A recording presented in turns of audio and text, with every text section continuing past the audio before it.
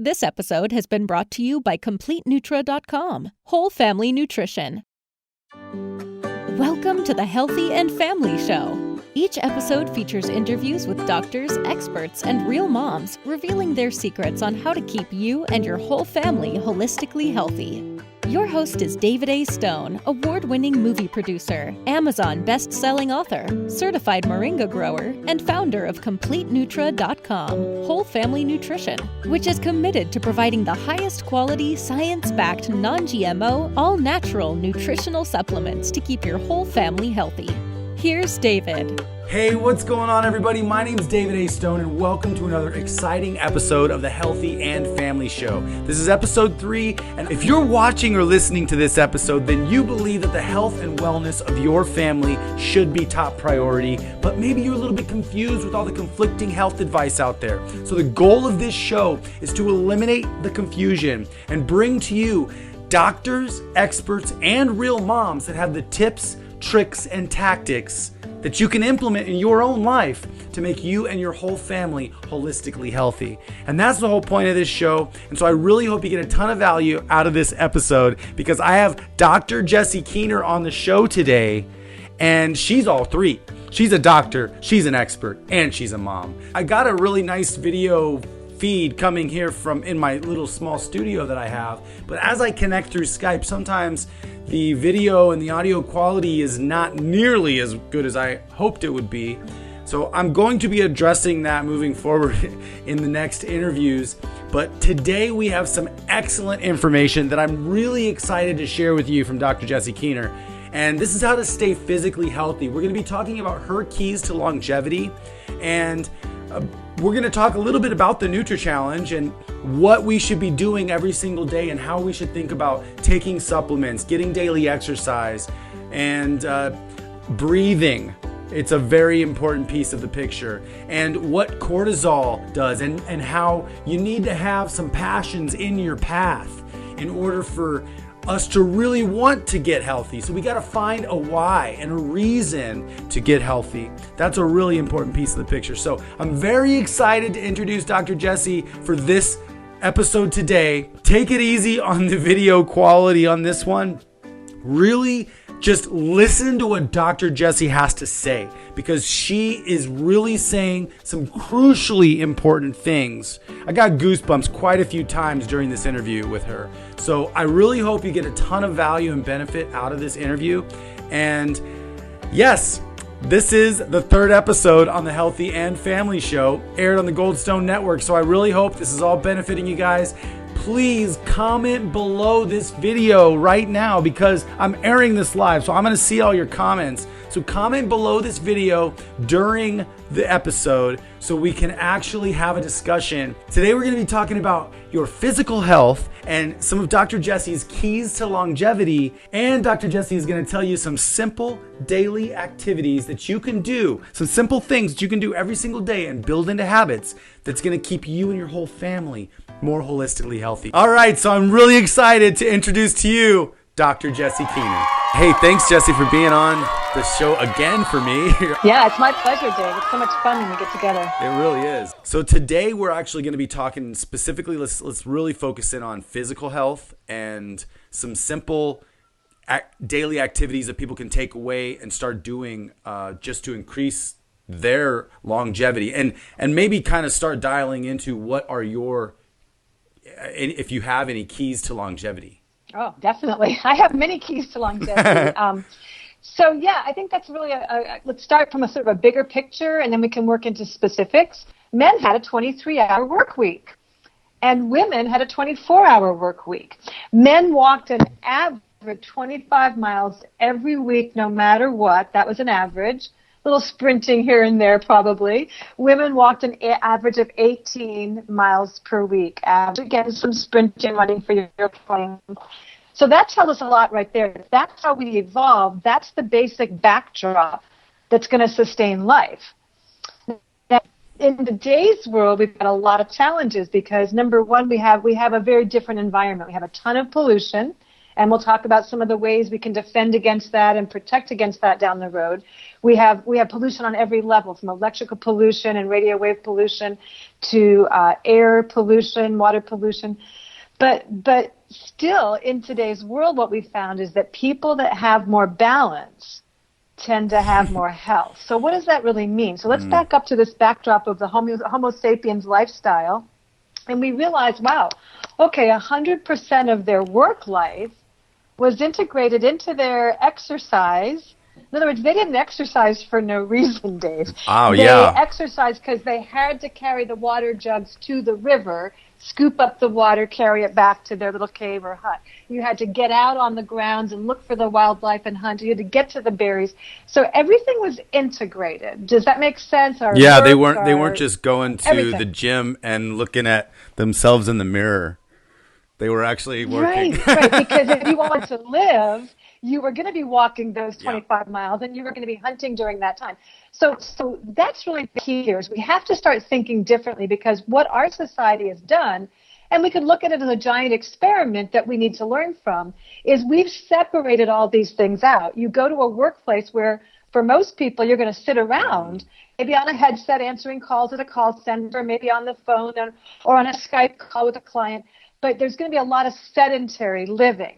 That's to get the money. See how separate this gets? So that we can then go to the store and buy the food. Now, one thing I love pointing out right about here is the early Homo sapiens hunting, gathering folks had a lot of free time. If you maxed out your week at 23 hours of work, well, what were you doing with the rest of that time? There was no TV. So that's why things got invented. That's why progress was made, because you could lie there for hours watching the clouds and thinking about how that cloud reminded you of the one that got away on your hunt, and all of a sudden an idea might drop in. Oh, there's a different way you could behave. So we had tons of free time. We were grounded in nature, which helped our brains and our bodies stay well. So fast forward to today, we have a lot of television hours going down, which actually thwarts the brain's progress and development, and we have all our little modalities of life, instead of being completely and perfectly integrated, they're all separate. Wow. So it really does create for a lot of challenges. When you add the whole picture up, you can see why advanced countries like America, as an example, have some of the worst health, if not the worst health on the planet, right? Because we've gone to all these compartmentalized ways of being. And that is a perfect segue into even how our American Medical Association started, and how separate from what really was a value that whole movement was. So we fast forward to today. Now, here we are, 2020. You and I are talking in the middle of a global pandemic, actually. So here's what I've learned in the 40 years that I've been a student of health, someone who then got a degree and started championing and coaching people in health. So we have to keep the bodies moving. Bodies need rest, but bodies need movement. Bodies don't need to be sitting at desks for 12 hours a day, 8 hours a day. We have to keep moving. We have to have food that's clean, and that means really clean, because in today's world our food has been weaponized. And if you study, which I have, how certain pesticides and how, say, glyphosate reacts in our livers, failing to observe that whole phenomena, we're going to die very, very rapidly. So there's a whole lot to navigate, and that's why I'm really happy that you personally are taking on this realm, because as you're learning, it's so rich, there's so much to it, the rewards are phenomenal.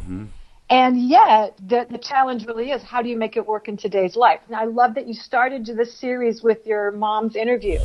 If you have a good outlook mentally, a good outlook spiritually, when those disruptions occur, we can branch out and go, okay, well, I can't do this exercise, but I can do visualization. Yeah. I can do meditation. I can do other things. So that we have to supplement, and we have to have access to clean foods, which usually does mean things like learning how to grow your own sprouts, learning how to grow some herbs on your front porch or on your window box. Do you have to become an urban farmer? No. But you're probably going to be better off if you have a few tricks of your home gardening and your own home herbs. You have to have a variety. So for me, I eat a lot of the same base foods, but I incorporate a lot of different herbs and seasonings to make it taste different and feel different. And the other thing about health that I think is really obvious, but nobody wants to say it. So I'm going to be that little kid who says the emperor is buck naked. Americans eat too much food. They just eat too much. I literally was on the phone with a client a couple of days ago, and she said, I'm trying the new keto and I'm gaining weight. And I said, okay, so give me what you think your keto diet, like tell me what you're doing. And she said, I have 8 hours every 24 hours where I can eat. I said, okay. And she goes, I've gained 20 pounds because I just eat for 8 hours. I stop and I clean up the dishes and I go back to my computer and then I go, I'm hungry and I can eat during these 8 hours. I said, that's not how we do this. No, you need to have probably 2 meals in those 8 hours. So Americans need to literally be a little hungry. There's some incredible white paper that show that after about the age of 25, why? Because as we evolved as Homo sapiens in those hunting gathering days, we reproduced younger. By 25, you were done whelping your puppies, so to speak. You were done with that. So there's some very clear signs that we're supposed to start eating a little less. And it's literally true that after the age of 50, every 10 pounds that you're overweight will shorten your lifespan by 10 years.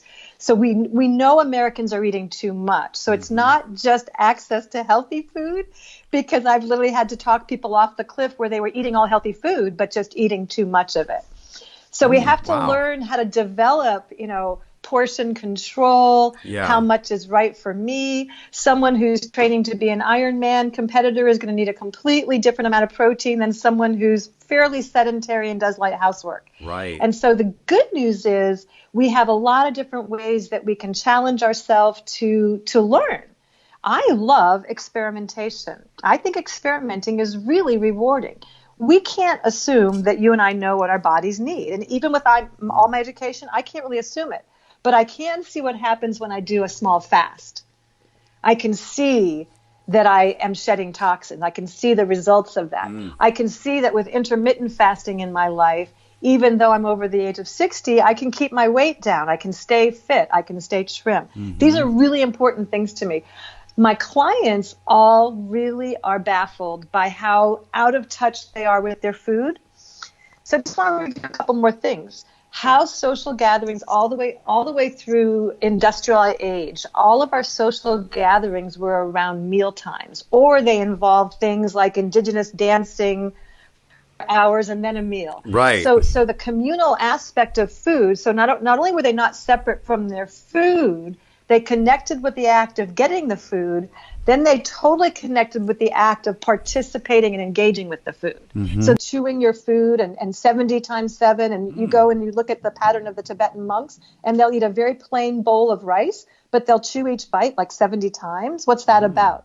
There is a real communication process that we in modern days are losing, which has to do with the act of chewing and how it stimulates these glands here to then stimulate another gland called our pancreas to secrete digestive enzymes. So who we're being while we're eating, it turns out, really matters. If we have angry, fearful thoughts while we're eating, our body can't open up and process. If we're calm and relaxed and we chew a lot, we can actually get the best result from what we're eating.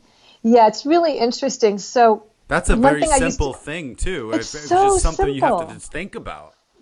But it's going to be a rehab. Yeah, it's going to be a process of rehabilitation. So one of my old, and I mean ancient mentors used to say, if you can get their digestion picked up a little bit, then it's like their brain clears out a little bit and they can actually look at what's on their plate or what volume's on their plate.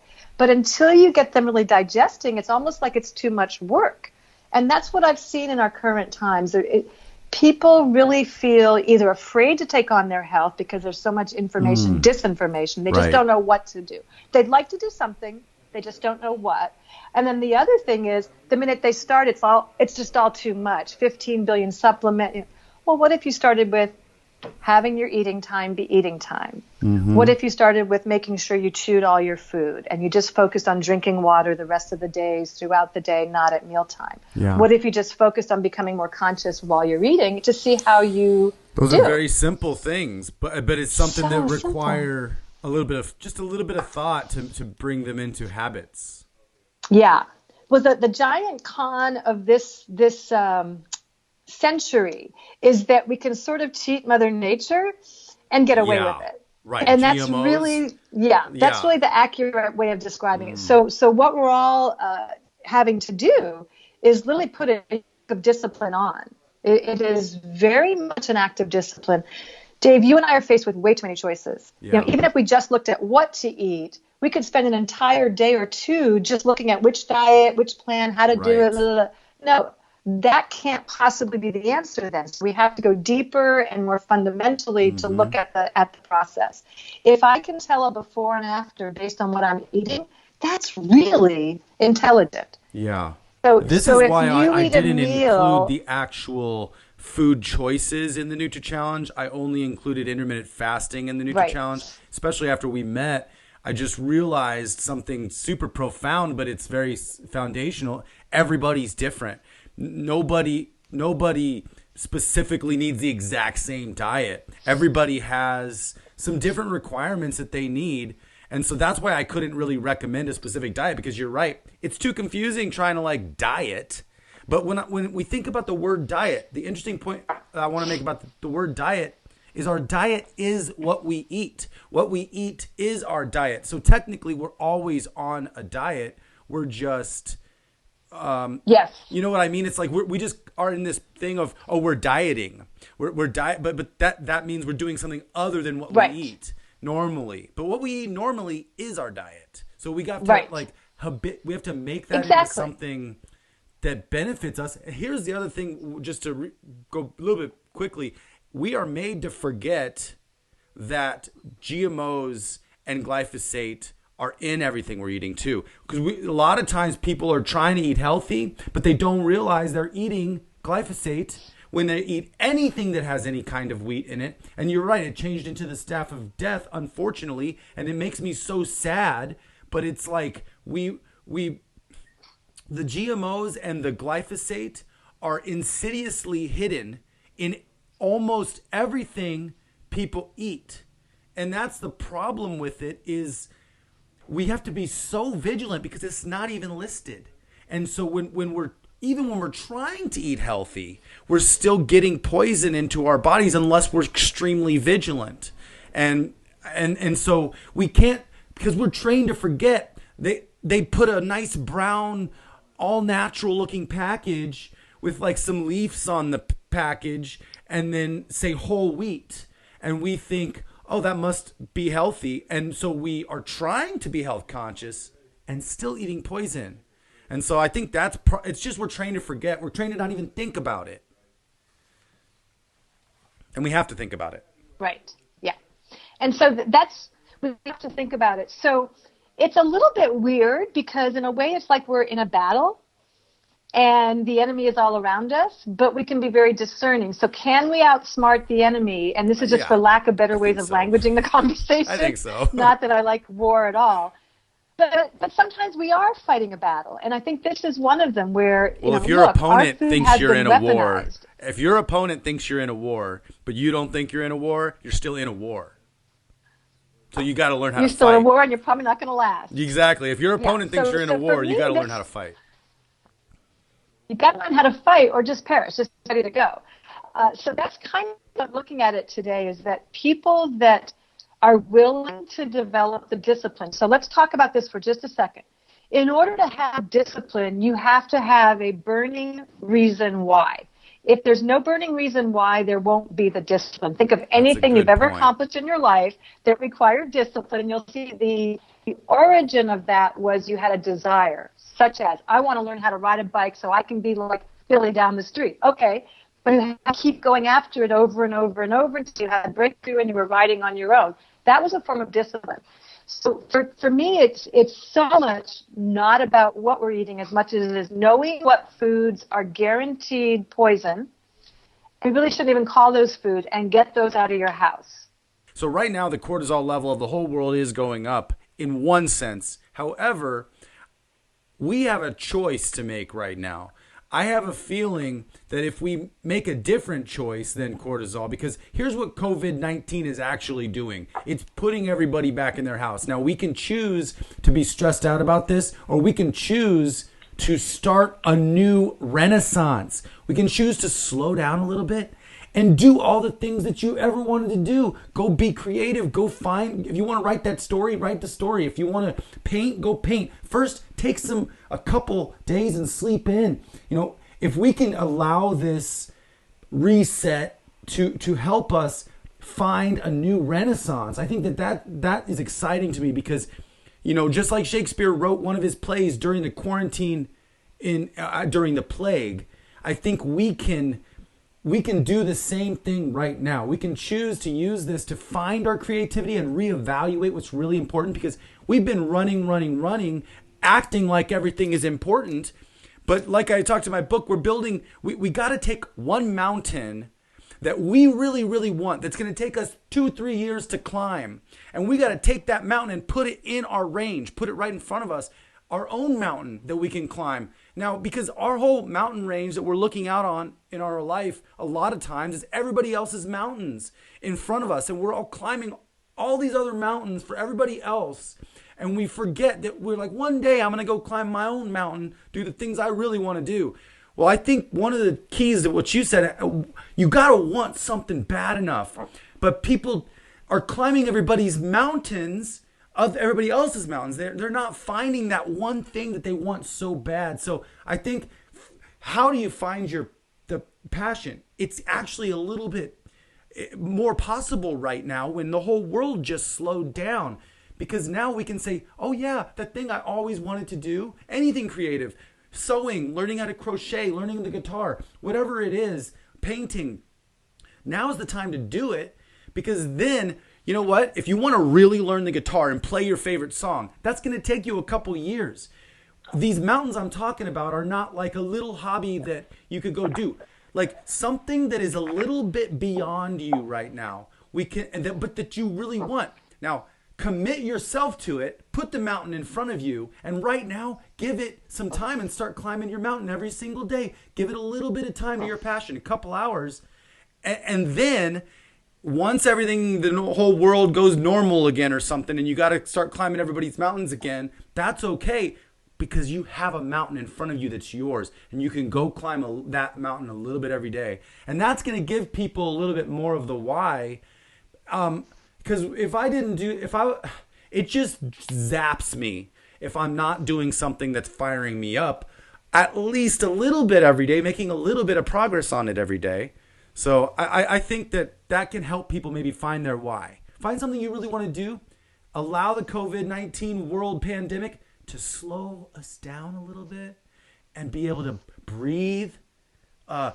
Think about taking your vitamins. Think about growing a garden. And paint some paintings and write some stories, whatever. Yeah, if you've noticed on social media, exactly what you're saying is happening in our natural environments. The fish are back in the canals in Venice. Yes. You can see the Himalayas now from the distance. It's not enveloped in smog. So why don't we take our lead from Mother Nature, who has said, oh, given all this, everything stopping, let me do what? Let me start to thrive. Mm-hmm. Let me start to generate myself into more. And as I said to a client yesterday morning, why wouldn't we want to become more during this time? This is the time we have to become more. Yes. And I think that's what you're talking about. We can choose to thrive in this, or we can choose to be victims of it and miss yet another opportunity. Those of us that are more spiritually oriented, those of us that have a desire to contribute ourselves maybe in a valuable way, or even just be a better family member, a better mother, a better father. It doesn't really matter what the goal is, but I think we should take our lead from nature. Nature is improving herself while the world has paused. Yeah. So we should take our cue right there, Dave. You know what's interesting too is like I have to I'm reading this book, The 4-Hour Workweek by Tim Ferriss, and in it he says he stopped watching the news. Yeah, it's so good. He's like, I stopped. Got him. He's like, I find one friend who's so enveloped in the news, and I ask him once a week, okay, what happened? And then he gives me the highlights, and then I'm good. And I like that approach because shutting off the news allows us to be silent for a moment and maybe meditate. You might get a good idea if you're meditating. And that's actually why I like the nutrachallenge, because we always say like, I'm going to get in shape. I'm going to start running every day. And then you start running for 2 days and you wear yourself out and you get too sore and you can't run the third day, but then you get back into a rhythm and you don't keep it up. The nutrachallenge is literally walk.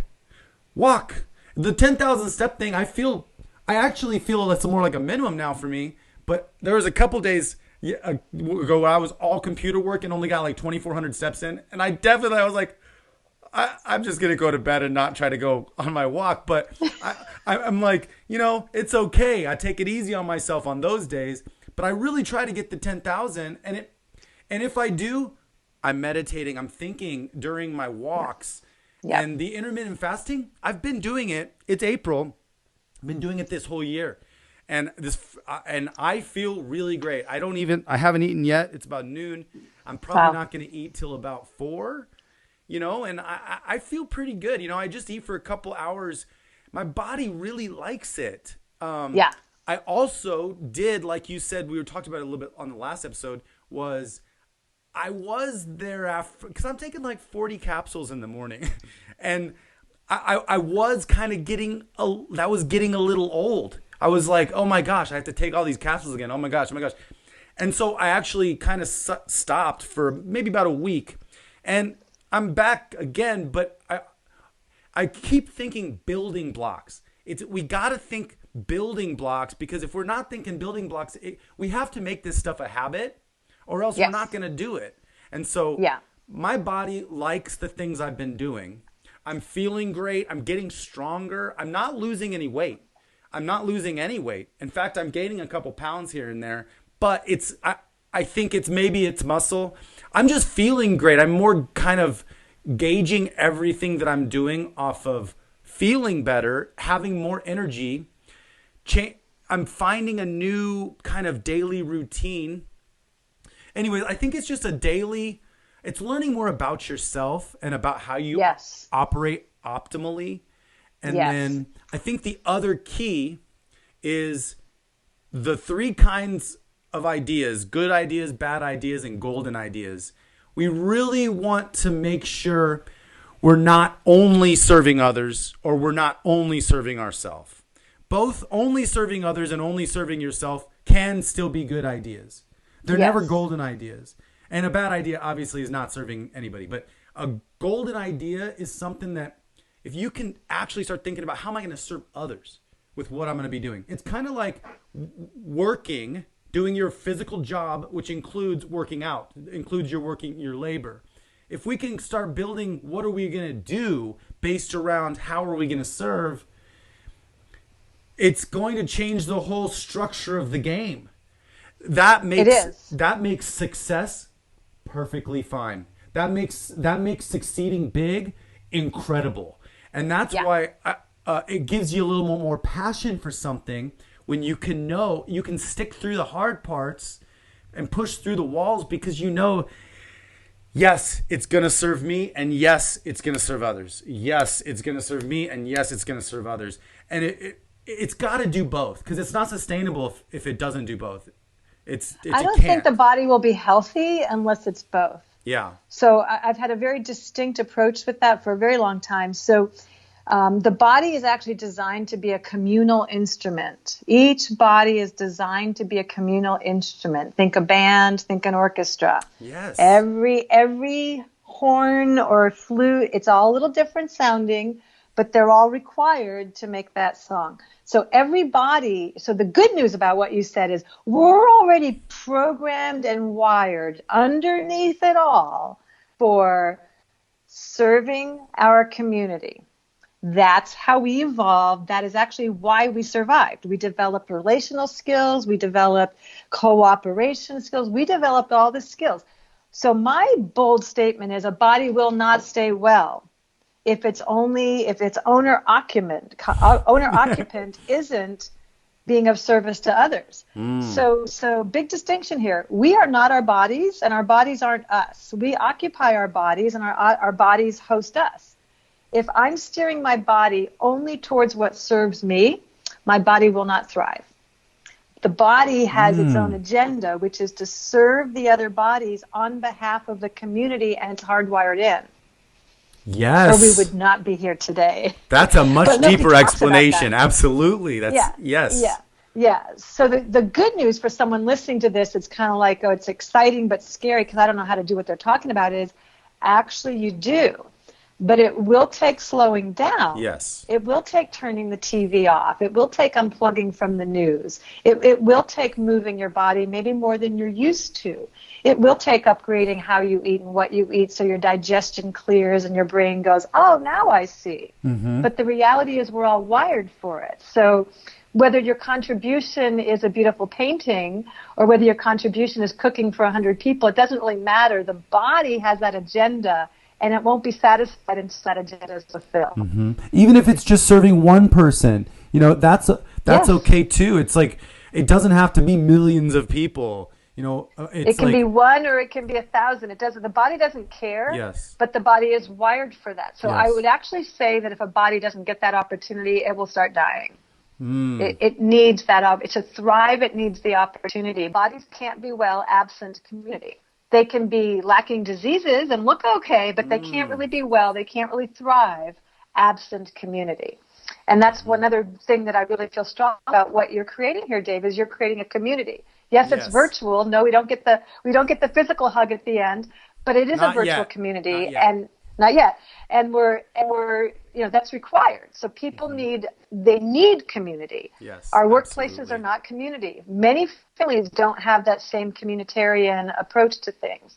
So to create a safe space for people to be and to fall down and pick themselves up and eat the weed and then not eat the weed. I mean, all the stuff that you've created as a sort of a holding place for this is really important. But I think if we just are looking at this for serving ourselves, we'll be disappointed with the outcome because the body guaranteed this part. Your body is guaranteed lined up to serve others. Yeah. And even like you said, even if it's just one other, even if it's just your child at that time in your life, or a lot of people think they're not doing much, but they volunteer once a week somewhere, or they write birthday cards by hand to all of their grandchildren. All of those things matter. Yeah. When I was only serving myself, when I was younger, I didn't really think a lot about the service to others aspect. I didn't think about that really at all when I was making a lot of money in real estate. But the funny thing was, when you are serving only yourself, it can go very financially well sometimes, and other people are patting you on the back and telling you how awesome you are and how great you're doing, and it feels really good.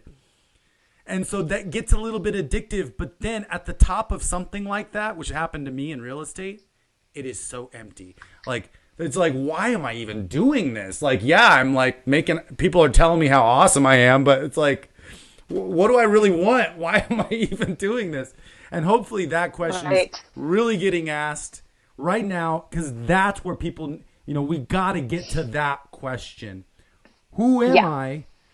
What was I designed to do? And it's unique. It's something that's unique. It's even identical twins have different fingerprints. So everybody's thing, it doesn't have to look like anybody else's thing. It's something that's given to you, and you got to go find, we have to find our own inside ourselves. Yes. And if we're busy worrying and if we're busy, being addicted to quasi-food products, excessive sugars, etc. If we're over there distracted, we're just not we're not even going to know it's missing, Dave, to be honest. But the ones that sense something's missing, those are the ones that we're really doing this for. I've been serving others in this field for 35 years straight. 35 years straight serving others. Never once did I thought I knew it all. Never once have I been bored. It always has a backdrop for me of me needing to become a better person. And I'm not even hard on myself. I just realized that there's no way I can continue to serve others more and more without evolving myself. Oh, absolutely. So sociologists did an experiment about 25 years ago with people way at the end of their lives. So these are the 95-year-olds and the 97-year-olds. And they said, if you could go back and do anything differently, what would you have done differently? Have you heard of this one before? I think I've heard about it. Maybe not this particular one. So the number one thing they would have done differently is take more risks. Wow. The number two thing they would have done differently is gotten more education. Wow. That's amazing. So to many that are listening to this conversation, it may feel very risky to ask questions like Dave is posing, like who am I here? What am I here for? Who am I? Why am I here? Where am I going with this? That may feel very risky. It did for me initially. But the reality is we're in the age of education. So the option to couple those two together and take the risk of just asking the question, you don't have to have the answer. Just provoke the question and then use the fact that we can get more education. We can take a step and it's the wrong step. Okay, let me get some more education. And I do understand that you're right. It is fearful a little bit sometimes to really get deep and ask yourself the questions. But it's respectful to yourself. And it is work. It is a little bit of work. It's important for you to understand that giving yourself the time of day is just as important as giving someone else the time of day. Yeah. Yeah. I mean, at the end of your life, because we're all going to have one, we're all going to have an end of our life. And the way I look at it is much more like the Tibetan Book of the Dead, which is I want to live my life in a way that if I was going right now, I could say, and I went out on a great note. That every moment I want to not be hard on myself that way, but kind of have that as the backdrop. Like, am I living up to myself? Am I fulfilling my life for myself and for others? Am I fulfilling what my higher power, wants for me? Right. So that never gets old or boring, Dave. Ever. No, it doesn't. That's why it's so cool.